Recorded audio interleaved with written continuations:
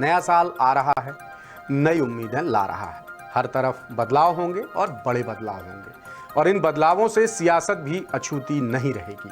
मध्य प्रदेश के संदर्भ में देखें तो काफी कुछ बदल जाएगा। मंत्रिमंडल में चेहरे बदलेंगे और जिलों की सीमाएं भी बदल जाएंगी। रोजगार के नए मौके बनेंगे। 21वीं सदी के 25वें साल यानी सिल्वर जुबली ईयर में प्रदेश की राजनीति में कई बदलाव आएंगे। प्रदेश की राजनीति नई दिशा में चलेगी। सूबे के मुखिया डॉक्टर मोहन यादव सियासी बांसुरी पर नई तान छेड़ेंगे, ऐसी भी उम्मीद है। और विपक्षी पार्टी के मुखिया जीतू पटवारी कांग्रेस में और जान फूंकने की पुरजोर कोशिश करेंगे। इस साल कोई चुनाव भले नहीं होंगे, लेकिन सियासी सरगर्मी चरम पर होगी, क्योंकि 2025 में प्रदेश में बीजेपी के लिए परिवर्तन और नवीनीकरण का साल होगा। बीजेपी को नया प्रदेश अध्यक्ष मिलेगा, सभी जिलों में नए जिलाध्यक्ष बनेंगे और भी बहुत कुछ होगा। तो कैसे बदलेगी मध्य प्रदेश की सियासत की दशा और दिशा, और मोहन सरकार के सामने क्या क्या होंगी नए साल की चुनौतियां, बता रहे हैं द सूत्र के एडिटर रविकांत दीक्षित।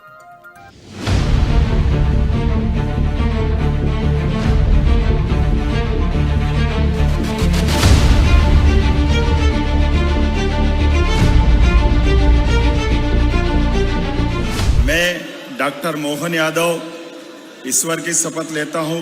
यूं तो साल 2025 मध्य प्रदेश की सियासत में कई बड़े और अहम बदलाव लेकर आएगा, लेकिन फिलहाल फोकस करते हैं प्रदेश के ओबीसी मुख्यमंत्री डॉक्टर मोहन यादव के नेतृत्व वाली सरकार पर, जिसका कार्यकाल बेहद अहम दौर से गुजर रहा है। 2023 में भारी जनादेश के साथ सत्ता में आई बीजेपी सरकार का ध्यान अब सुशासन, विकास और राजनीतिक स्थिरता पर केंद्रित रहेगा। लंबे समय से प्रतीक्षित निगम मंडलों में नेताओं की ताजपोशी होगी। कांग्रेस और दीगर पार्टियों से आकर बीजेपी का भगवा पहनने वाले नेता उपकृत किए जाएंगे। माना जा रहा है कि इन नियुक्तियों से पार्टी के भीतर फैले असंतोष का समाधान होगा। नेताओं और कार्यकर्ताओं को उनकी अपेक्षाओं के मुताबिक जिम्मेदारियां दी जाएंगी। अब आते हैं मोहन कैबिनेट के विस्तार और नई नियुक्तियों पर। आसार जताए जा रहे हैं कि मोहन सरकार 2025 में कैबिनेट का विस्तार कर सकती है। कुछ मौजूदा मंत्रियों को बदला जा सकता है और कुछ नए उभरते चेहरों को मंत्री पद की जिम्मेदारी सौंपी जा सकती है, जिससे बीजेपी में बैलेंस बनेगा और नेतृत्व क्षमता को पहले से ज्यादा मजबूती मिलेगी। इसके अलावा वरिष्ठ मंत्री कैलाश विजयवर्गीय और प्रहलाद पटेल की सक्रिय भूमिका 2025 में भी चर्चा का विषय बनी रहेगी, जिसकी वजह 2024 में दिखे उनके तीखे तेवर हैं। दरअसल अपने स्पष्ट और तीखे तेवरों के लिए पहचाने जाने वाले कैलाश विजयवर्गीय ने कैबिनेट बैठक में ही सवाल खड़े किए थे, जिसमें प्रहलाद पटेल भी पीछे नहीं रहे थे। अब 2025 में भी दोनों दिग्गज नेता वक्त वक्त पर सरकार को घेरते नजर आ सकते हैं। फरवरी 2025 में राजधानी भोपाल में आयोजित होने वाली ग्लोबल इन्वेस्टर्स समिट प्रदेश की राजनीति और प्रशासन के लिए मील का पत्थर साबित हो सकती है। ये समिट मुख्यमंत्री डॉक्टर मोहन यादव की नेतृत्व क्षमता को नई पहचान देगा। इसमें न केवल देश के प्रमुख उद्योगपति बल्कि अंतर्राष्ट्रीय निवेशकों की भागीदारी की उम्मीद भी की जा रही है। प्रदेश में डॉक्टर मोहन यादव की अगुवाई में ये पहला ग्लोबल इवेंट होगा। साल 2025 में परिसीमन आयोग की सिफारिशों के आधार पर प्रदेश में नए जिलों का गठन भी हो सकता है।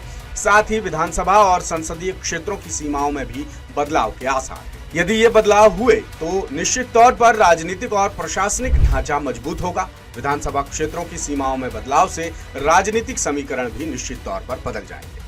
फलस्वरूप सत्ताधारी और विपक्षी दलों को अपनी रणनीतियों को नए सिरे से परिभाषित करना होगा।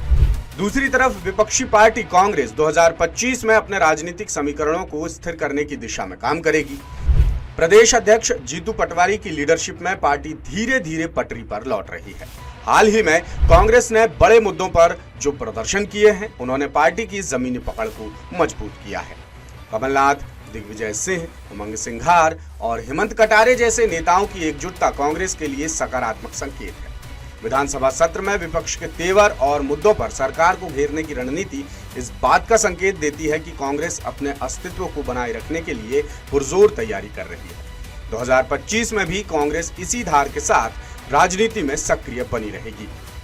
इस तरह मध्य प्रदेश की राजनीति 2025 में विकास और विवाद का संतुलन बनाए रखने की कोशिश करेगी। एक तरफ डॉक्टर मोहन यादव की सरकार निवेश और विकास के मुद्दों पर केंद्रित रहेगी, वहीं दूसरी तरफ विपक्ष और सरकार के भीतर असंतोष का स्वर समय समय पर गूंजता रहेगा।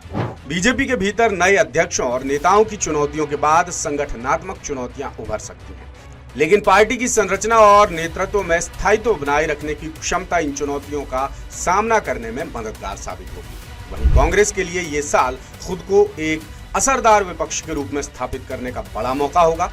जीतू पटवारी की अगुवाई में पार्टी अपने खोए हुए राजनीतिक वर्चस्व को फिर से वापस हासिल करने की दिशा में कोशिश करेगी। इसके अलावा रोजगार और युवाओं से जुड़े मुद्दे मोहन सरकार के लिए बड़ी चुनौती साबित हो सकते हैं।